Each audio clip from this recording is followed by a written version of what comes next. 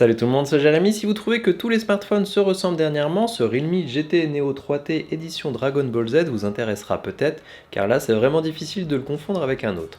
On va voir aujourd'hui ce qu'apporte cette collaboration, mais aussi ce qu'il vaut pour le reste de ses caractéristiques, et on commence tout de suite par la partie unboxing que je vous ai mis en reel sur Instagram au passage. Sur la boîte, on a plusieurs déclinaisons de Sangoku, la mention du partenariat Realme et le slogan de la marque, Dare to Leap. A l'intérieur, on a une petite pochette pour la documentation avec à l'intérieur des stickers des différents personnages ainsi qu'une carte collector. Ils ont même poussé la personnalisation à l'outil éjecteur de carte SIM.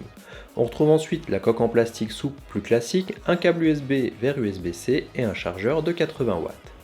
Pour le design, le smartphone mesure 8,65 mm d'épaisseur pour un poids de 194 grammes.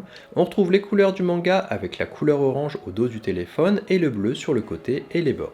On a en plus le kanji de Goku dans le coin supérieur droit et sur le dessus on retrouve un micro, sur le côté droit le bouton power avec un liseré orange, sur le dessous le tiroir dual SIM, un micro, un port USB-C et un haut-parleur. Sur le côté gauche les boutons volume. Comme je vous le disais, ça change des smartphones qui se ressemblent beaucoup d'une marque à l'autre et c'est sûr que celui-là ne passera pas inaperçu et attirera davantage les regards et les questions au passage. Je le trouve sympa personnellement, je regardais le dessin animé étant petit donc il y a ce petit côté nostalgie en plus et c'est sûr que si vous n'êtes pas spécialement fan du manga, la version standard sera peut-être plus adaptée et moins chère au passage.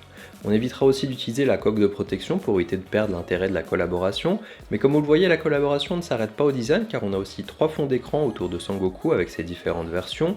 On a aussi des icônes personnalisées avec un contour orange et un redesign des applications de base avec de l'orange et du bleu pour rester dans le thème.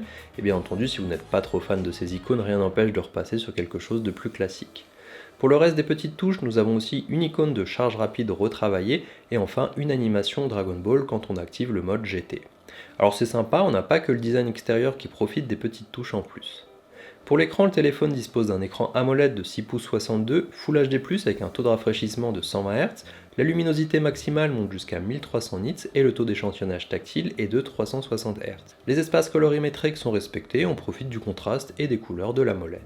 Le capteur selfie de 16 mégapixels est situé dans le coin supérieur gauche et le capteur d'empreinte se trouve sous l'écran et répond suffisamment vite. Pour la puissance, il est équipé du Snapdragon 870 5G, de 8 Go de RAM et de 256 Go de stockage en LPDDR4X et UFS 3.1.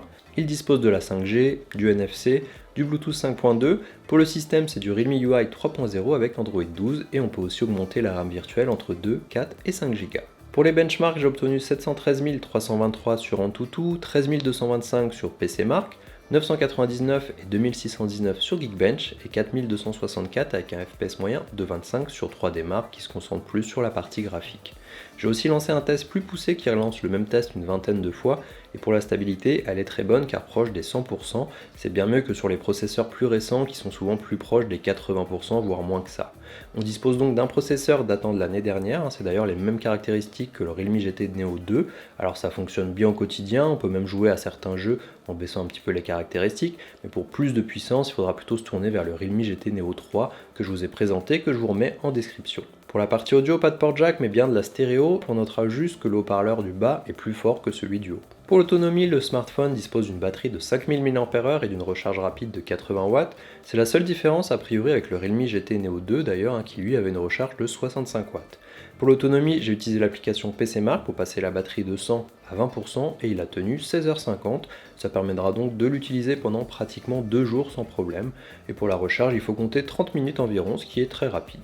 Pour la photo, le téléphone dispose de 3 capteurs, un capteur ultra grand angle de 8 mégapixels, un capteur principal de 64 mégapixels et un capteur macro de 2 mégapixels.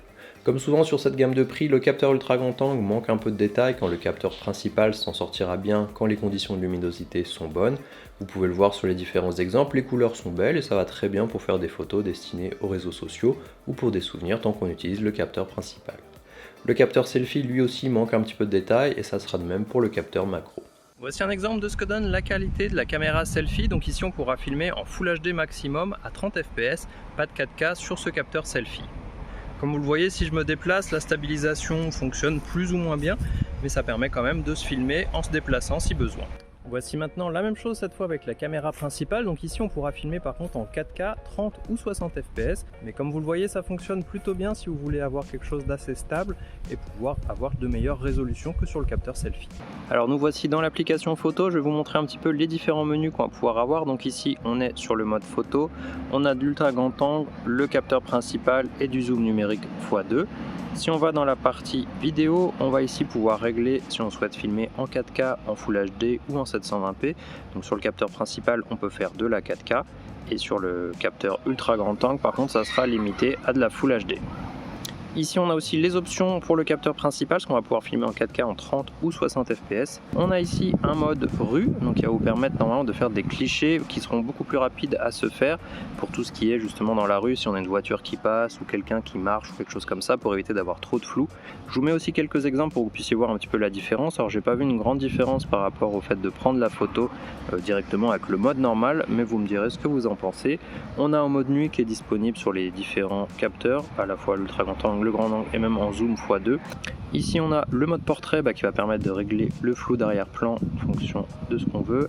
Le mode 64 mégapixels pour capturer une image avec une plus grande définition si on souhaite zoomer dans l'image plus tard. Et dans la partie plus, on a le mode ultra macro qui est juste ici. On a du time-lapse, de la photo panoramique et on a aussi du coup des modes pro, donc pour la partie photo pour pouvoir régler l'exposition, les ISO, le shutter speed, ce genre de choses. Et ici on a le mode film, donc qui va vous permettre de faire la même chose mais pour la partie film. Donc on va pouvoir régler les différentes valeurs qu'il y a sur la droite. Ici on peut activer et désactiver la stabilisation, comme vous voyez ça bouge plus du tout. Si je la désactive, on voit les micro mouvements, mais par contre on vient zoomer légèrement dans l'image. On peut rajouter des barres, régler le flash et ce genre de choses. On a aussi la partie dual vidéo qui va vous permettre de vous filmer et de vous voir en même temps. Donc ici on sera en Full HD par contre, mais ça peut être sympa si vous voulez montrer un petit peu ce qui se passe autour de vous tout en vous voyant. Donc ici on peut faire ça fractionné en rectangle. Et donc c'est assez pratique d'avoir ça, maintenant on le retrouve assez souvent de toute façon. Ensuite en photo selfie, ici on va pouvoir régler le flash, je ne sais pas si vous voyez mais ici on a aussi le mode flash où c'est l'écran qui va venir se mettre blanc. Donc ici forcément en pleine journée ça change rien, par contre de nuit ça permet d'avoir une petite lumière en plus quand même. Et on a aussi la possibilité de régler du HDR automatique ou pas, donc pour mieux gérer tout ce qui est contraste. Donc ici avec le mode auto, si je viens l'activer, si je viens le désactiver, bon là ça change pas grand chose mais en tout cas il est présent, donc à voir dans d'autres environnements. Et donc voilà un petit peu le tour de l'application photo. Pour le prix, ce modèle est disponible à 499 € sur le site Realme en version 8/256. La version plus classique est-elle disponible à partir de 429 € et le modèle équivalent est lui disponible à 469 €. La version spéciale n'est donc pas beaucoup plus chère, ce qui est plutôt bien.